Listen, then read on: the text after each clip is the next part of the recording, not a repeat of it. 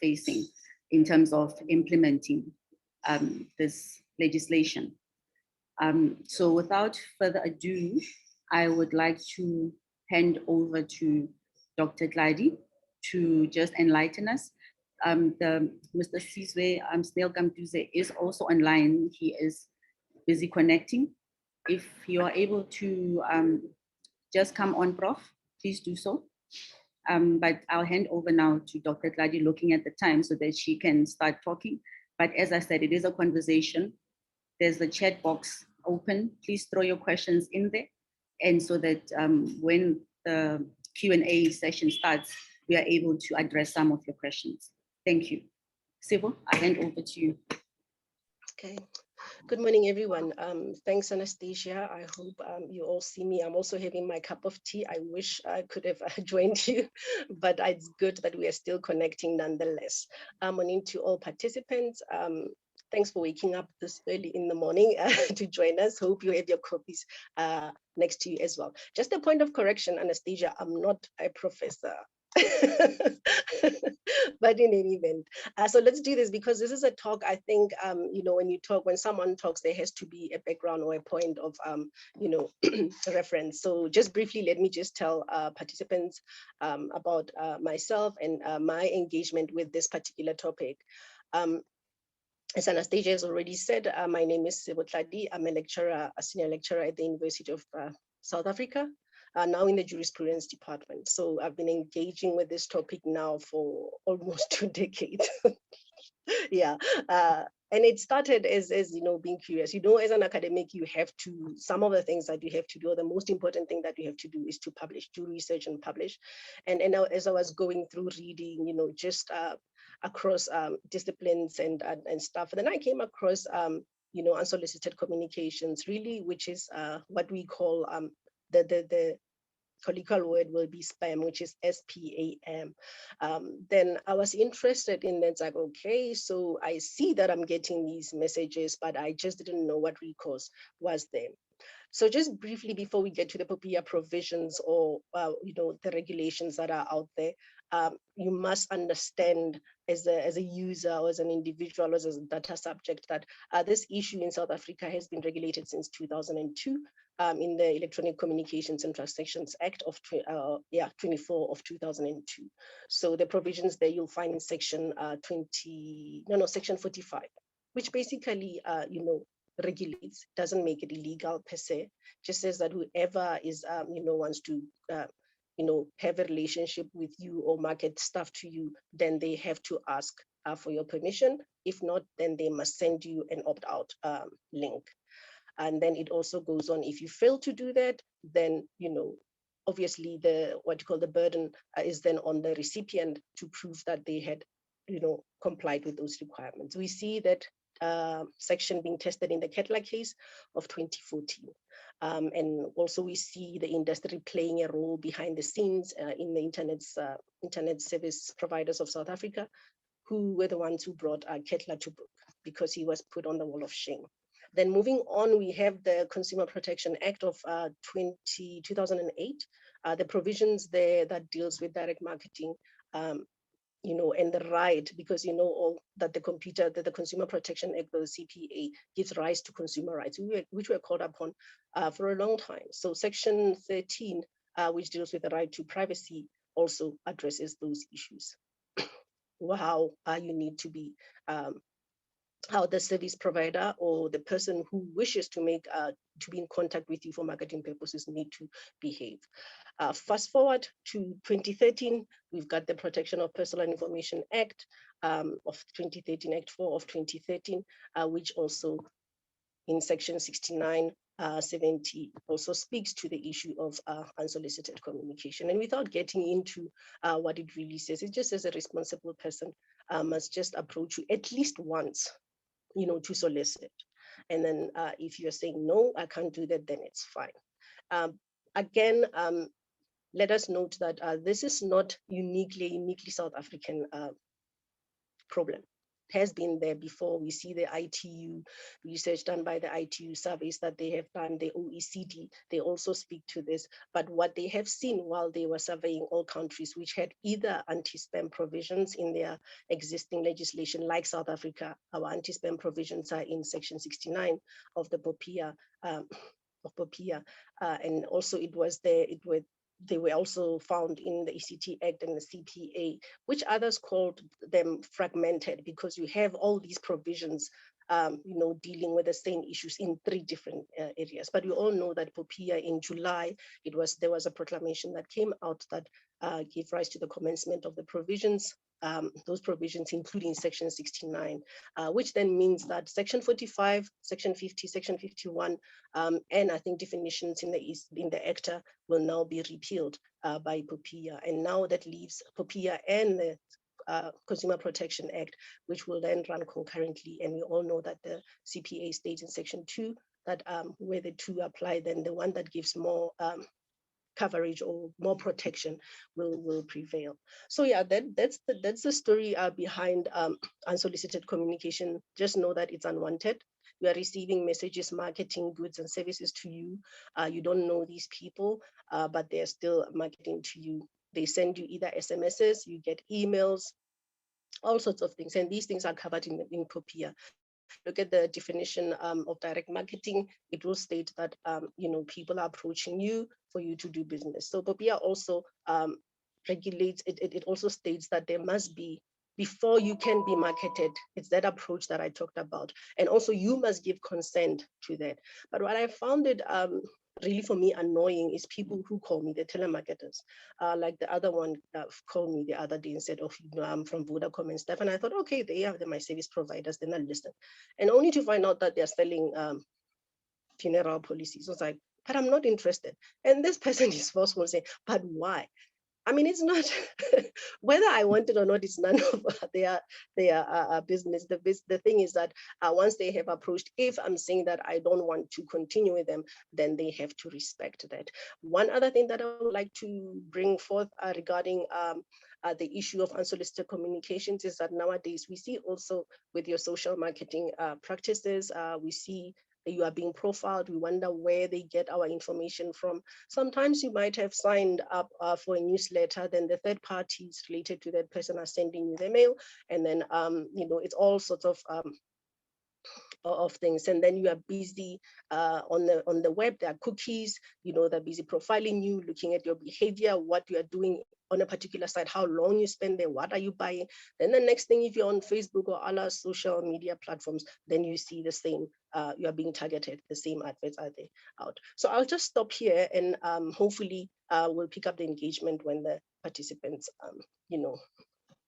also make their inputs. Thanks.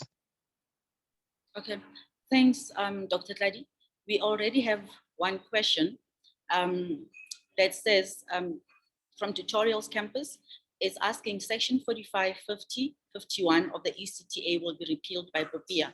Did I get that correct? Can you please address that?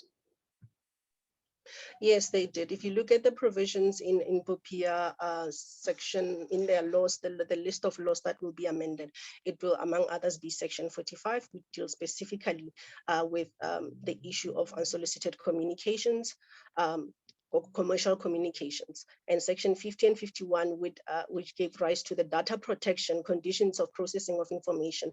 The first ones are found in ACTA. So those will also be repealed, simply because POPIA is now in place. It elaborates on those provisions. Okay, we now have Professor Sizwe as well on the webinar. Prof, if you are able to unmute, can you please then just elaborate for us on the issue that was raised by Dr. Tladi, but also I think more interestingly, what are we as South Africans supposed to look out for in terms of, ensuring implementation, and just your views on also this unsolicited communications, aka spam. If you are able to unmute yourself, please do so.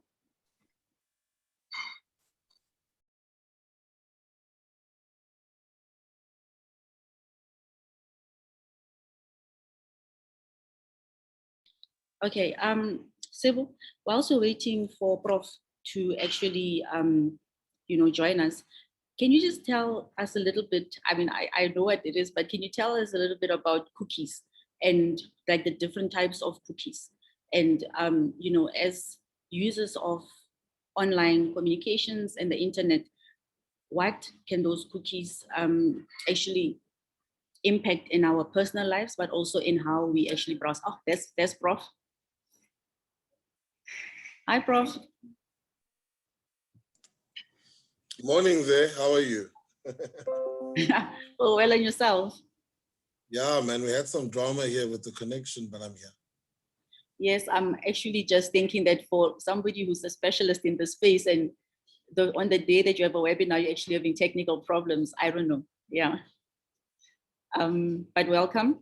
I'm sure you've listened to what Dr. Tladi has been saying. So if you can just enlighten us, but Dr. Tladi, did you just want to address that question about spam? Just enlighten us about cookies.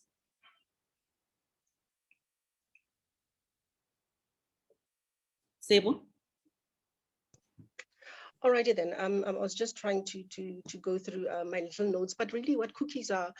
It's not the cookie in the jar, but when you come to computer lingo, then you have all these things that we are familiar with, whether cookies or mouse or whatever.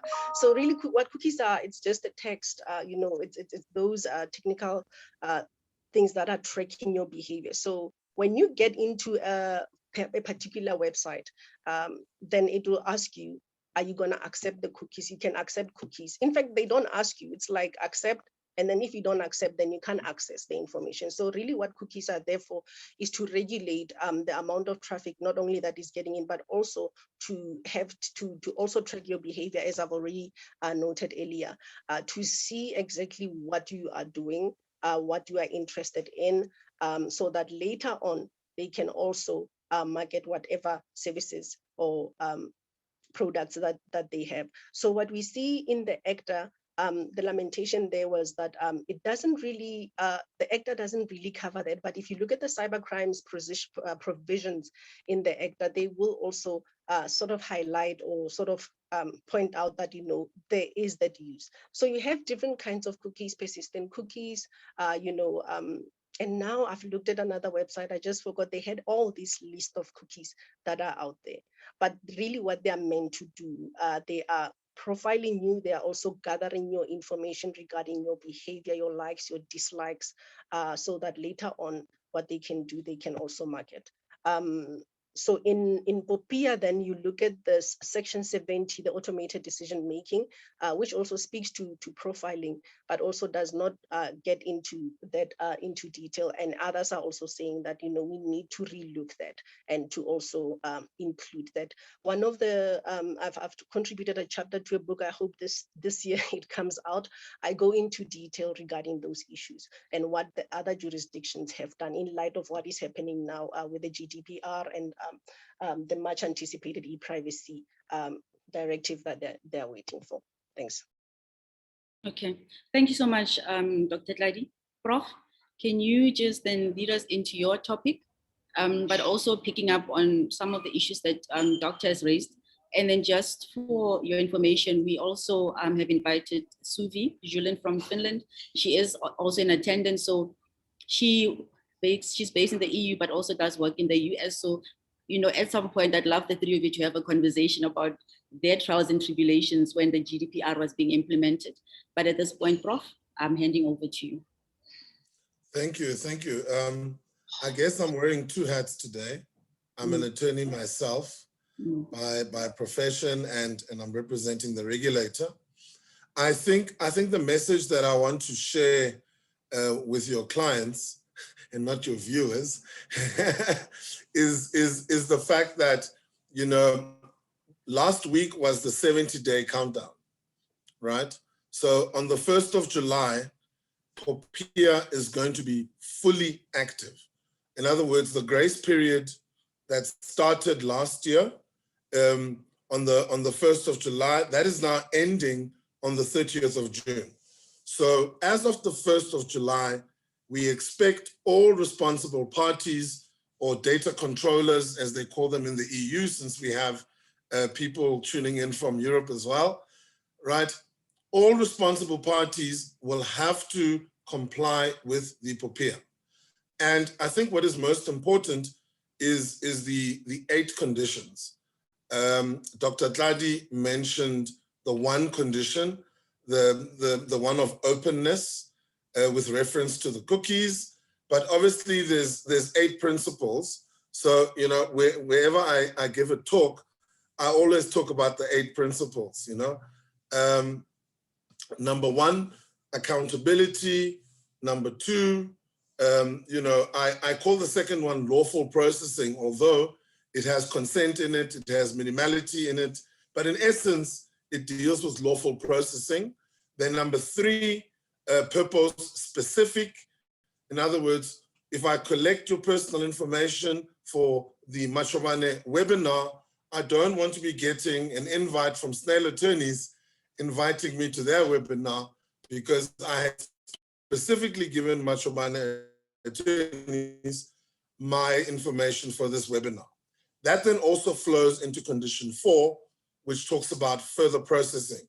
So if I step into my doctor's room, I ask for a medical test, the test returns, the doctor gives me the results, I walk out of the doctor's rooms.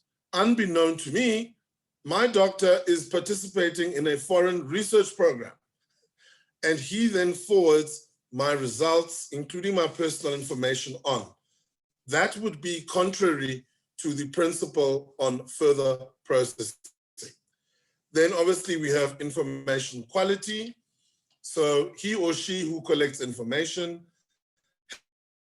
has a positive duty to have updated, not necessary information. In other words, it must always, the quality of the information must always be up to scratch. And then we have condition 7. Condition 7 is my pet project. That is the safety guards. In other words, you heard Dr. Tladi talk about the cybercrime provisions in the ACTA, but there were no specific cybersecurity provisions in the ACTA dealing with personal information. So now what we have in terms of the POPIA, Section 19 says, if you are processing personal information, there is a positive duty upon you to have technical measures in place, technical being the computer itself, the software, the firewalls, and then organizational measures. I always get asked, what are the organizational measures? The organizational measures is you and I. It's the human factor. It's the fact that I give my secretary my password to open my computer. That is an organizational flaw, right? The fact that I, over the telephone, tell my clerk, what? Oh, you're looking for that? No, my password is this and that. That is an organizational flaw.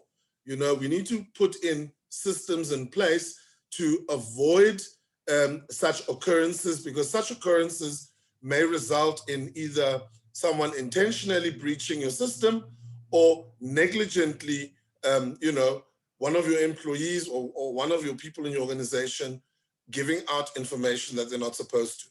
And within this principle, obviously comes the self-assessment principle pertaining to vulnerabilities. So you need to do internal risk assessment, external risk assessment.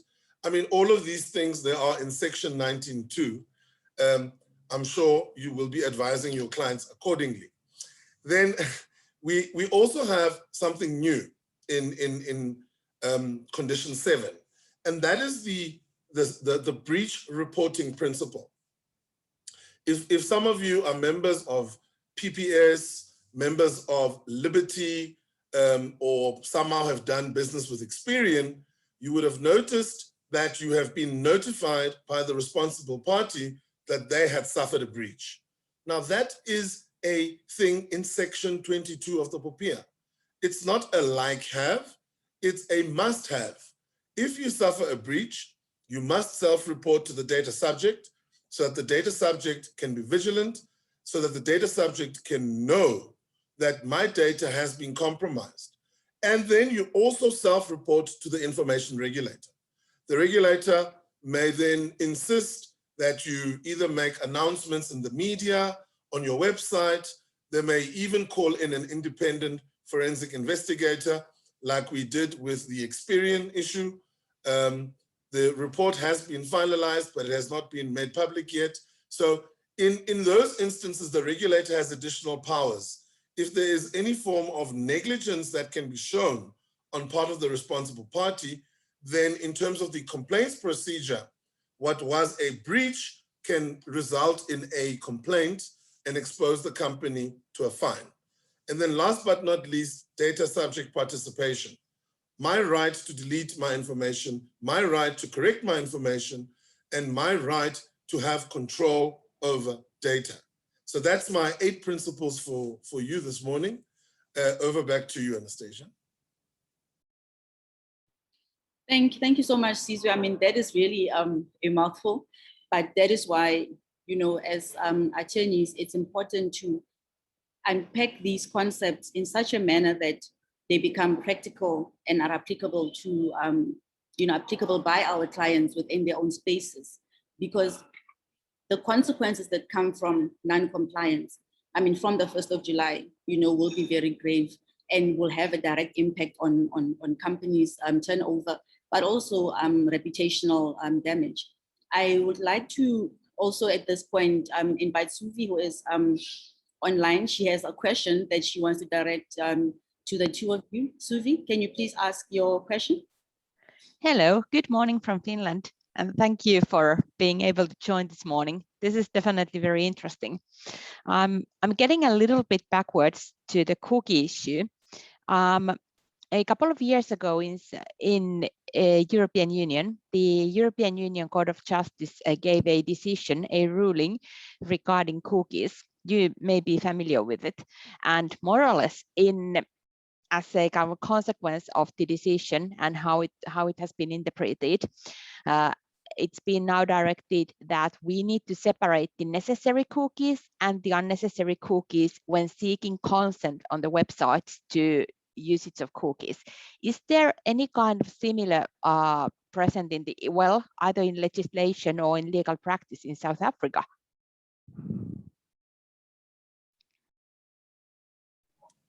Dr. Prof, would you want to answer Suvi? Thank you. I'll go after Doc. Doc Tladi, I'll go after you.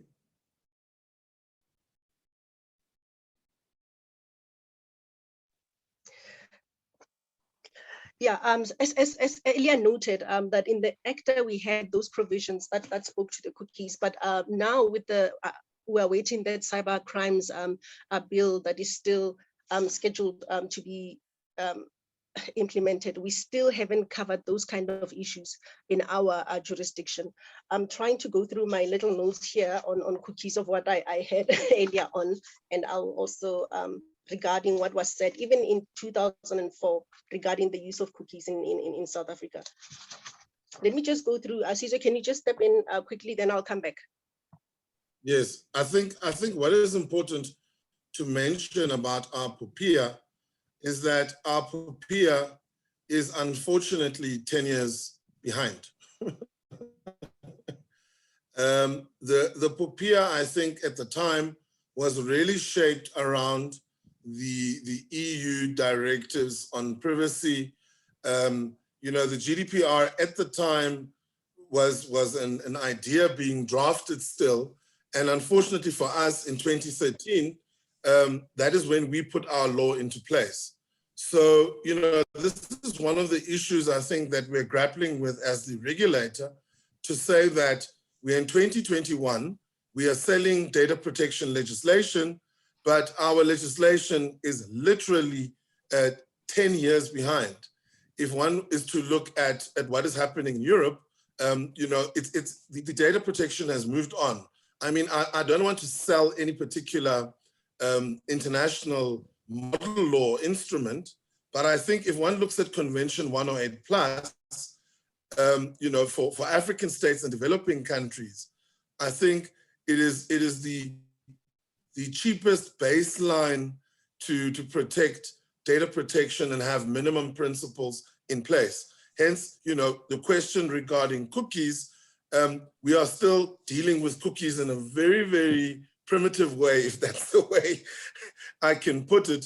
But I'm sure through judicial decisions, through complaints that will be brought to the regulator, our law, our constitution says, where our law has got a lacune or we don't have authority for that, we may look at foreign law and we must look at international law. So I can tell you, definitely in some of the decisions of the regulator, we will be looking at the e-privacy that's coming out now. We will be looking at the GDPR. We will be looking at Convention 108 plus. I hope that answers the question. Yes, it does. Thank you so much. Dr. Tadi, are you ready? Sure. Thanks, Caesar, for pointing that out. Earlier on, I did say that these issues also we're grappling with since 2004. And some have said that in South Africa, this will also apply to web site operators, and that must be regulated in the emphasis on persistent cookies, and that we must use memory cookies. Those must be allowed so that they can disclose what is it that the web operators must disclose, what is it that they are collecting from the users and how they are using that. And I'm glad, Caesar, that you pointed out that the e-privacy is coming out, because then I think that will also assist in this regard, because we also say that we have to look outside to see how we can implement, how we can use, regulate these kind of issues in South Africa. But I also want us, even while we are going outside, because I know most of our laws make provision to the international best practices. What I would like to also point out is that even while we are going outside, to see what others are doing and what has been not only done, but what is working out for them, we must also come back home and on a local, national, we must see how these things are affecting our own citizens. We must just not borrow, legislation from outside without us also taking stock of what is really happening and how it impacts on.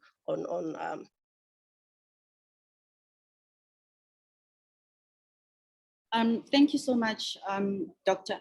I would like to pose this question then to yourself and Sizwe, and as well as Susie. Looking at the implementation process, what lessons learned, Susie, can you share with us, Prof? What are you experiencing currently? What are the questions on the ground, about the implementation process? I think what is very important is the fact that we have to notice that there are a lot of guidance notes that have been published by the regulator.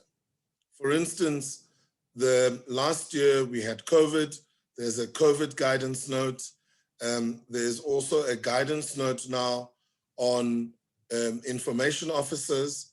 I don't know if your clients know, but as of the 1st of May, every responsible party must register its chief information officer. Alternatively, also the deputy information officer.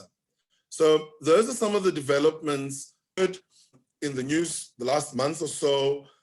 There's been a whole lot of issues regarding the use of personal information by social media companies and the linking of unique identifiers. So we've got this new concept called prior authorization. And prior authorization has really created a little bit of a chaos, because people now think that you can't process people's personal information. You can't necessarily match it with each other. That's not what 57 is about. 57 talks about in the instance where you process personal information with unique identifiers and you go into processes of information matching, things that insurances do, social media companies do that with their subsidiaries. In those particular instances, you must apply for prior authorization. What else do we have? We have what we call codes of conduct. So in the instance of industries or bodies that can't necessarily fully comply with the 8 principles for whatever reason pertaining to their industry and inherent reason of that industry. The POPIA in section 60 talks about codes of conduct. Now, the codes of conduct are not just for the taking. There's actually a guideline that the regulator has published where we explain who can apply for a code of conduct. Like I said, they're not just for the taking, and you will have to show in your proposed code of conduct that you have a functional equivalent to the 8 conditions that you are going to be using in your code. So that's one of the developments that's also taking place. We also have, we're developing a guideline on exemptions, who may be exempted from the POPIA. That's something that's coming out as well. We've had a lot of inquiries about adequacy. I think our colleague in Europe will like this one to say, does the POPIA satisfy the adequacy requirements of the GDPR? If one were to strictly do that, maybe not.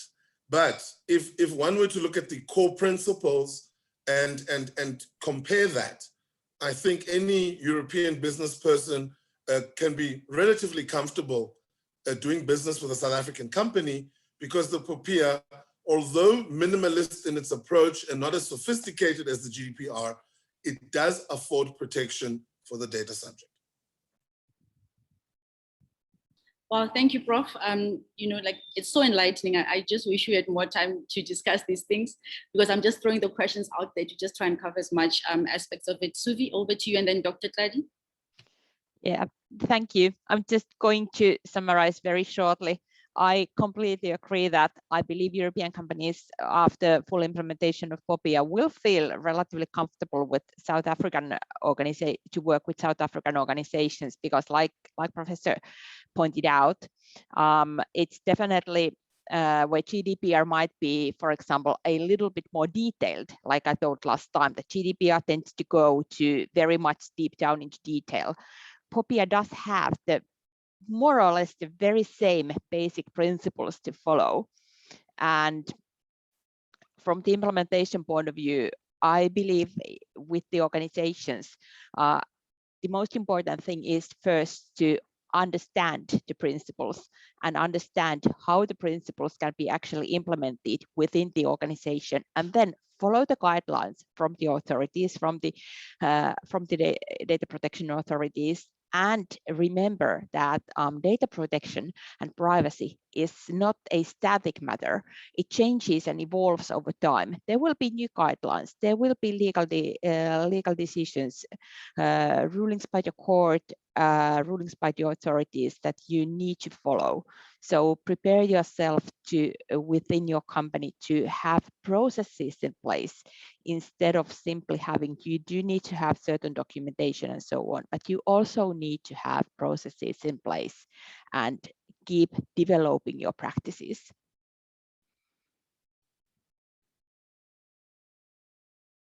Thank you. Dr. Tladi? All righty, I'm not sure if the question was asked or you just wanted to to just discuss on implementation. But if that's the case, then I'm glad that CISO has raised, King being in the office, he has raised those issues. I mean, told us that, you know, the regulator is busy putting measures in place and stuff. But I would like also to go back to what he said earlier regarding the conditions of lawful processing, regarding his pet project, the security one, and wanting to know how they are now dealing, you know, as a regulator, dealing with that. Because, you know, when you're talking about unsolicited communications, I think now, CISO, you would know in your, and I'm not sure if you are able to speak to this, that we are inundated in academic spaces with students who are getting unsolicited communications from whether printing mills or people who are promising to write their assignments and stuff. And that has a heavy repercussion for them in that in those institutions. I just want for you at least to highlight that, because we are sitting with that kind of issues, and then people are now being taken for disciplinary hearings and stuff. how is the regulator dealing with it? And also, what's the importance of the role of the regulator in enforcing, making sure that this lawful processing is done, that there is education, it's providing education to the users out there, and also to the responsible persons in that regard. Can you just at least clarify that? I know that most people would want to hear from you in that regard, but we look forward to the implementation, regardless of the fact that it's yeah, almost a decade late, but we do hope at least we should be commended that we have something in place that we can work with, rather than not having anything, and we can also improve on that. Thanks. Thanks. I don't think I'm at liberty to discuss any of the current complaints that have been brought to the regulator. But what I can assure you is that if there are practices such as the ones that you are mentioning, and there are complaints that have been brought to our attention, they will definitely be dealt with. In terms of education, it's been a very, very long road. For the last 4 years, all we've been doing as the members is setting up the organization, and we've been zigzagging South Africa, trying to educate people, be it government, be it educational institutions, be it the health sector, be it whoever we've been able to come into contact with, to ensure that the POPIA message is out there. So, I don't want to sound like a typical lawyer, but the decision of Rex versus Blom still stands. And Rex versus Blom says, ignorance of the law does not absolve you from the law. So people must go and see their attorneys. If they don't understand the law, they must go and consult privacy practitioners to ensure that their houses are in order. It's like an attorney. You have to do your yearly audit. If you don't do your yearly audit, you get disciplined and you'll get struck off the roll. So very, very simple. Same thing with POPIA. You need to get compliant. You need to register your CIO. You need to see that your processing is in line with the POPIA. If it is not, then you need to go and see a legal professional, and that legal professional or the privacy practitioner will assist you with getting your house in order. I know it's a flat answer, but that's the answer which I'm going to give. Thank you, Prof, for not incriminating yourself. Doctor, he cannot answer some of these questions. But, I would like us maybe to go into some of the questions that we have. Media Fella, am I allowed to prompt so that people can unmute themselves to just ask? We can a maximum of 3 questions, please, and try and keep them as succinct as possible. Media Fella? We can do that, ma'am. Yes, ma'am. Thank you. I will take the first online question for the panelists. Please raise your hand so that you can be recognized. Thank you.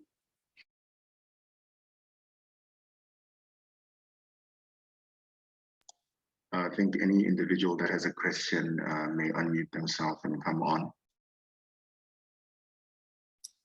Okay, we have a question. I just want to start with the ones that were here before. Prof, thank you so much for answering the questions, because I cannot multitask here. I just want to see who we have. Tutorials Campus to Everyone says, so you mentioned that according to POPIA, I have a right to control the data. How do I manage to do that when almost all the websites we approach have terms and conditions, which will then be used as a shield or defense against me?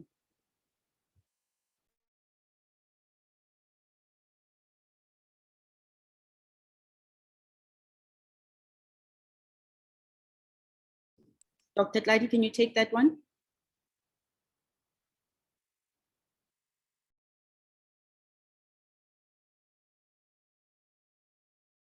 Sevu, can you unmute, please?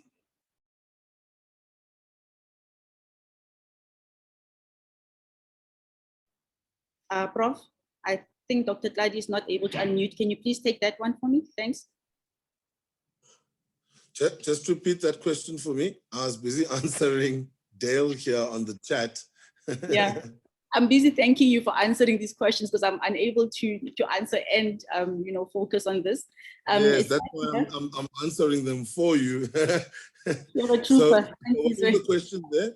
The question is, so you mentioned that according to POPIA, I have a right to control the data. How do I manage to do that when almost all the websites we approach have terms and conditions which will then be used as a shield against me? Oh, okay. Yes, I think I answered that one where I said, I think the catchword here is vigilance. We are responsible for our personal information. It's all nice for POPIA to put in place these principles and tell responsible parties what to do. The most important flaw is with the data subjects themselves, if you ask me, because we use personal information, we give out personal information willy-nilly. I'll make you a very, very easy example. 10 years ago, if I were to direct you to my office, I would give you my street name, the suburb. You may even have to go and stop somewhere at a petrol station and look at the local map. No, not in 2021. In 2021, I'm going to send you a location. Now, that location is personal information. If you look at the definition of personal information, right? Geographic locations and identifiers, personal identities, social media identities, all of these things qualify as personal information. I wanted to answer Dale's question, maybe I should. In relation to that, Dale asked, what is personal information of a juristic person?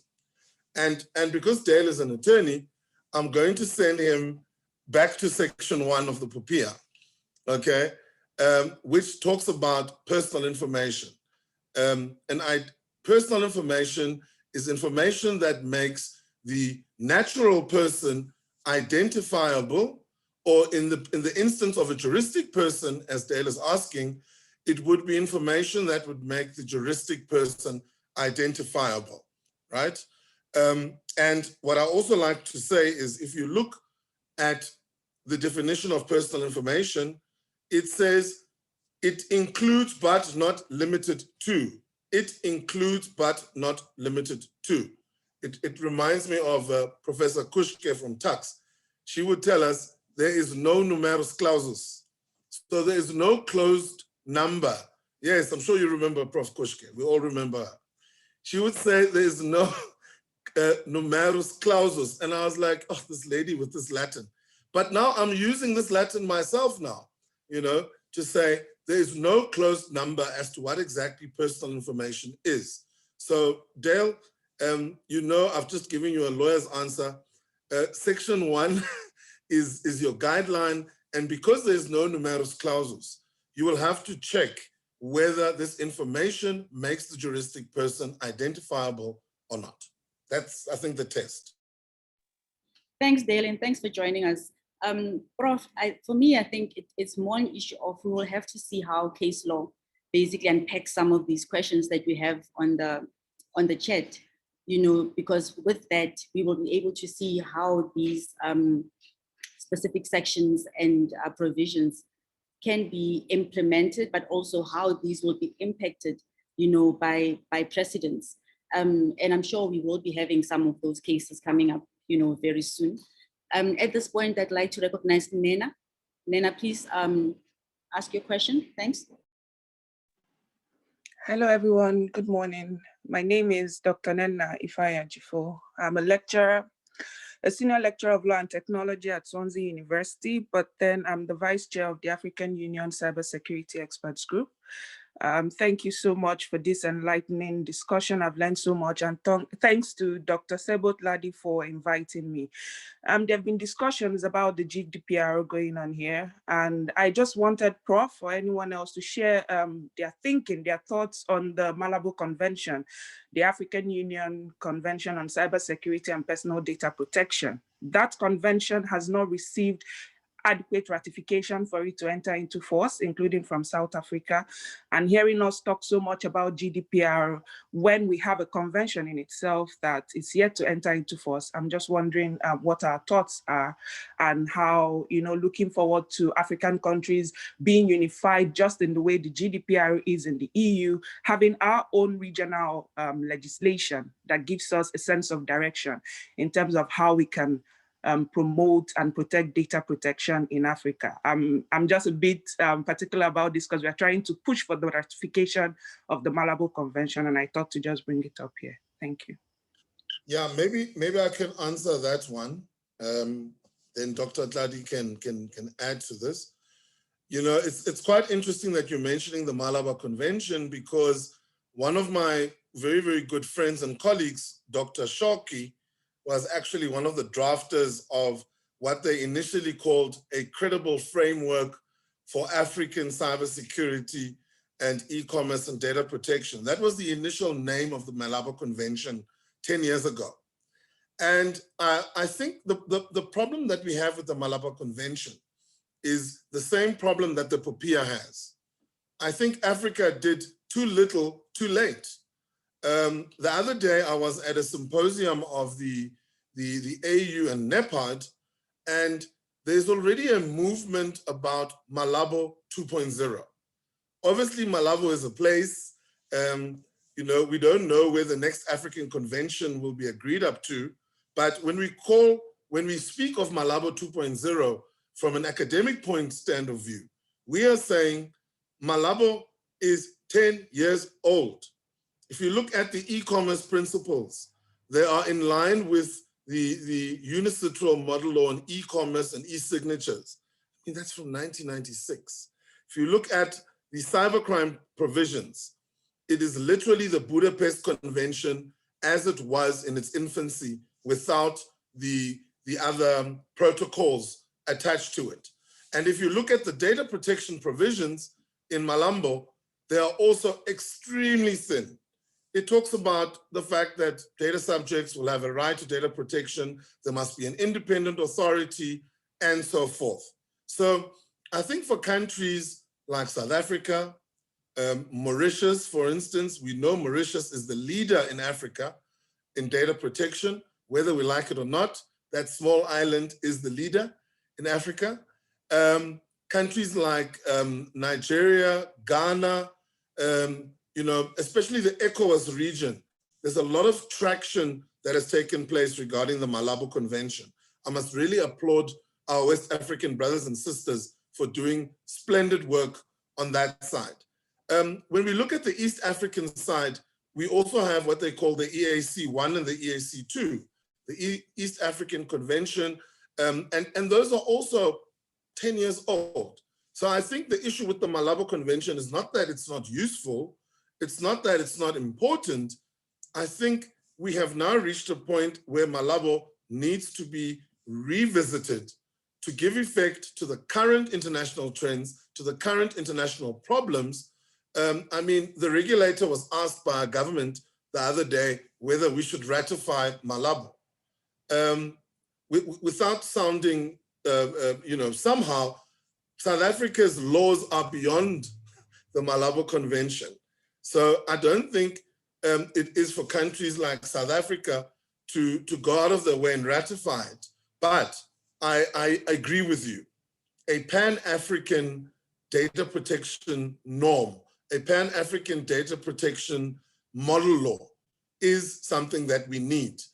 Data protection for Africans, designed by Africans, using African principles. And so I fully agree with you to say, we must try and have a uniform law in Africa, but personally, and this is not the regulator speaking, I guess that's the danger of wearing a lot of hats.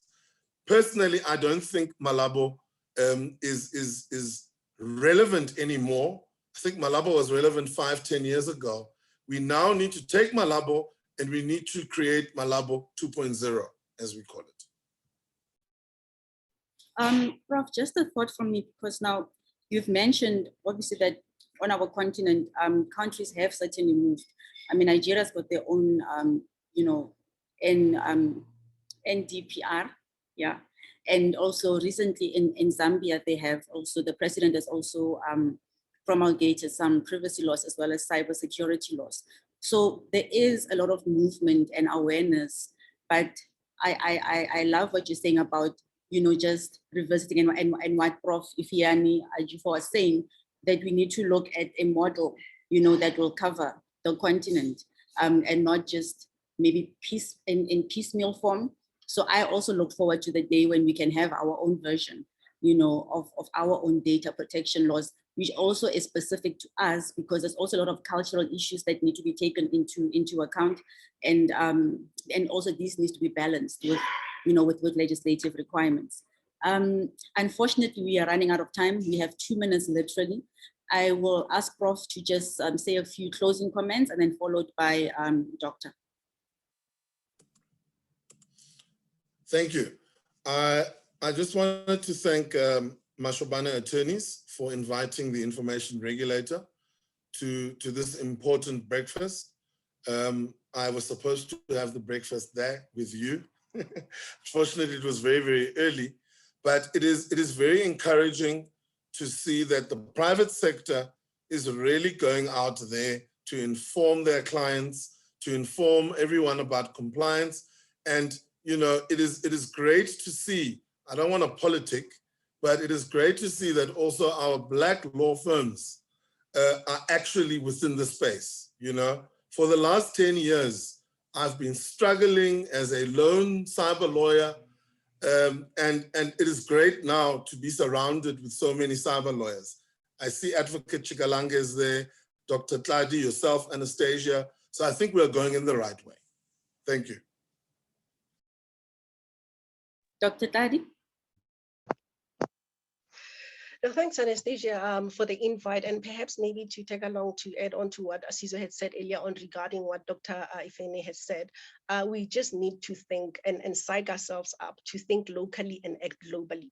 What we are doing at the moment, we are acting, going outside and coming inside, wanting to implement what's out there. So it's really important for us as communities, whether locally, regionally, to come together and talk about these issues. And I think in order to do that, platforms such as these are already also, in the right direction. Caesar also, I know that, and I know other colleagues are doing the same, but I think most importantly to set up networks to flesh out these issues, because we know that they are important and they continue to be important, but if we don't talk and only say that this one does that and that one does that, we are not going to get anywhere. Thanks for the invite. I really enjoyed the chat. Caesar will chat offline. I feel like this is a tax reunion, hey, like University of Victoria all the way, but you're not alone. I mean, I've been following your work. You're completely awesome. And Dr. Tladi as well, who, by the way, is my mentor as I'm studying my master's, and she still calls me a nerd because I show up to your office with files with lots of colors and everything color coded. So you're not alone, Sizwe, and I really thank you for honoring us and without even question, accepting the invite. Dr. Tladi, you're just simply awesome. Suvi, thank you so much, my dear friend from the EU. So you can see, Sizwe, you know what, we are really blazing our own trail and we need to open these doors for other people.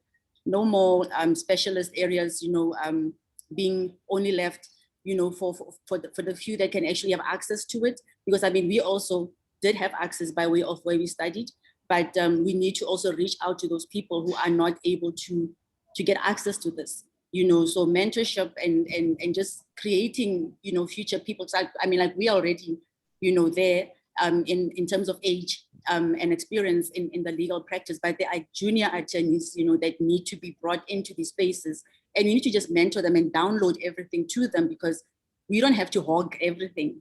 In Sepedi, don't go, to your grave with your, with your titaola. I don't know what it is in English, but don't take your wisdom to the grave. And with what you're doing now, Prof and Doctor, I really feel honored, and we have our mentees on the line as well, and people from everywhere, just listening and taking in what it is that you're saying. And from my side, I'm very proud to be, associated with the two of you and also our alma mater.